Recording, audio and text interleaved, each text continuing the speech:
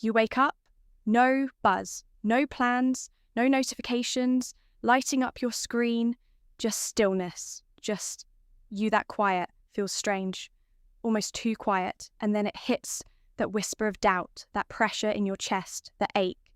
Not for company, but for proof that you matter to someone. That's the moment most men bolt. They reach for their phones, they text someone they shouldn't, they scroll through distractions just to feel connected, because society told you that silence means something's wrong, that if no woman's texting, if no friend's calling, then maybe you're behind, maybe you're undesirable, maybe you're failing. But what if the silence isn't a punishment? What if it's a door most men are too afraid to walk through? See, the world taught you to fear solitude, but no one told you what happens when you lean into it, when you stop chasing noise and finally face the quiet. Because here's the truth. The man who embraces his solitude, who walks alone by choice, is not weak. He's dangerous because he's building something. No one sees something internal, unshakable. This message isn't for every man. It's for the ones who are tired of being picked, tired of performing for approval, tired of shrinking to fit places they've outgrown. It's for the man who's done running and ready to rise. In a world of loud opinions and desperate attention, seeking, the man who chooses stillness becomes unforgettable. This isn't isolation, it's reclamation. You're not escaping the world. You're returning to yourself. Too many men drift from woman to woman, from job to job, from one shallow friendship to the next, chasing validation like oxygen. But when do you stop and ask, what happens if I stop chasing and just sit with myself? What happens is transformation. Your mind sharpens. Your voice deepens. Your standards rise. And here's the paradox. The moment you stop needing others to see your worth, that's when they finally notice. Before we dive in, I want you to write one thing in the comments. I choose solitude to forge my strength. Not because it sounds good, but because you're done hiding, because you're ready to stop chasing and start becoming. This is your line in the sand type. Own it. And let's the fear of silence begin. Number 1, the fear of silence. You sit in the dark, and for once there's no escape, no alerts, no plans, no one asking for your time, just the sound of your breath and something heavier underneath it, your thoughts. Most men don't fear being alone. They fear what alone in Ennis reveals, not the absence of people, but the presence of truth. Silence isn't empty, it's confronting. It doesn't scream, it doesn't shame you, it just opens the vault. The regrets you buried, the choices you postponed, the versions of yourself you promised to become, but never did suddenly, they all show up uninvited, unfiltered. That girl who disappeared, that job you didn't apply for, that promise you broke to yourself when no one else was watching you. Try to look away, but there's nothing to distract you anymore.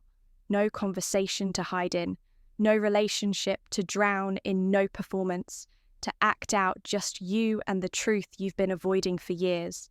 And now comes the real question. Will you finally face it or run again? That's why most men stay moving, jumping from woman to woman, goal to goal, screen to screen, not to build something, but to escape something. Not her, not them, themselves. Because silence strips the mask, and when it does, you either shatter or awaken. At first, the silence is brutal. It pulls your chest tight. It echoes every insecurity louder than any voice. You're not enough. You'll always be forgotten. Nothing you do really matters. But if you stay, if you breathe through the chaos, if you stop trying to run from it, something shifts. You begin to realize you're still here, still breathing, still capable. And those thoughts, they're not who you are. They're echoes, old scripts, they knock, but you don't have to open the door. That's when clarity comes quietly without fireworks. Just a still knowing you are not your past, not your regrets, not the woman who left, not the man who failed. Once you are the man who stayed, the one who didn't flinch, who sat in his own fire and refused to look away.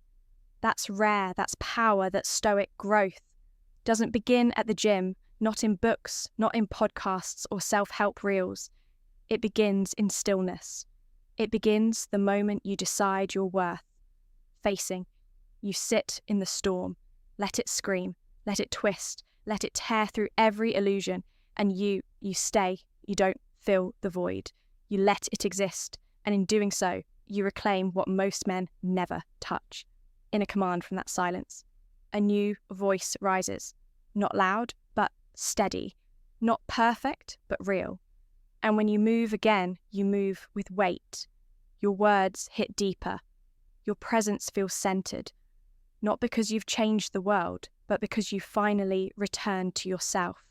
And here's the truth, the world doesn't need more men who blend in. It needs men who can sit in silence and walk out with clarity. Because that man, he doesn't chase, he doesn't prove, he doesn't beg to be seen. He becomes seen dash because his energy doesn't ask it. Approval. Detox, declares number 2. Approval detox. Most men are addicted to something they can't see. Not alcohol, not drugs, not gambling, but something far more subtle. Approval, they check their phones first thing in the morning. Not because they need information, but because they need validation. Did she reply? Did they like my post? Did someone notice me? It seems harmless, but it's not its neediness. Disguised as connection, dependency, wearing a smile. And what makes it so dangerous is that it's invisible. No one warns you there's no rehab for it, no intervention, but it eats away at you slowly because it doesn't just affect what you do. It rewires who you think you are. Approval, seeking, makes you shrink. You say yes. When you want to, scream no. You laugh at things. You don't find funny. You avoid silence, avoid honesty, avoid standing alone, just to avoid rejection. You think you're playing safe, but in truth, you're playing small. You're trading your voice for comfort, your identity for applause, your freedom for belonging. And over time, that need to be liked becomes a prison.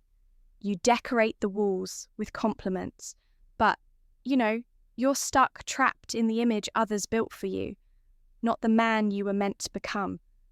Here's the truth. Approval is a high. It hits quick, then fades, and like all highs, it leaves you needing more attention, more validation, more performance, but eventually you burn out. Not because you're weak, but because you've been wearing a mask for too long. And masks get heavy. But there's another path. It's not easy, but it's real. It begins with a detox, an approval detox. You stop checking your phone every 5 minutes. You stop shaping your opinions to match the room. You start asking harder questions. Am I doing this because I believe in it, or because I want to be liked? That question alone shifts everything. You stop chasing quick yeses. You stop apologizing for having standards. You stop explaining yourself to people who were never listening in the first place. At first, it feels like withdrawal. You feel the silence, the distance, the voices in your head asking, what if they don't like me anymore? But you sit in it. You breathe through it. You let the discomfort sharpen you. And slowly, a new voice appears. Not loud, not dramatic, but solid. Your voice, the one buried under years of performance, the one that speaks not to be heard, but because it must speak, and then comes the shift. You stop texting just to stay relevant. You stop laughing when it's not funny. You start honoring your time, your truth, your peace. People notice, they sense something different. A weight in your presence, a stillness in your eyes. You don't need attention, you carry attention. That's the paradox. When you stop trying to be seen, you become impossible to ignore, because men who chase approval blend in, but men who choose themselves, they stand out, not by volume, but by alignment. You know what you believe, you know what you'll allow, and most of all, you know who you are when no one's watching. That's the kind of man people remember, not because he was loud, but because he was unshakable, Approval detox is messy. It costs you fake friends, surface level smiles, temporary applause. But what you gain is everything. You gain respect, not demanded but drawn. You gain peace, not from hiding but from standing. And you gain power, not from control, but from clarity. So ask yourself, are you still living to be liked, still adjusting who you are to make others comfortable? Or are you finally ready to choose yourself? Because once you do, really do something, shifts. You stop chasing. You stop explaining. You stop performing. You simply become, and the world clarity. Through solitude, watches number 3, clarity through solitude.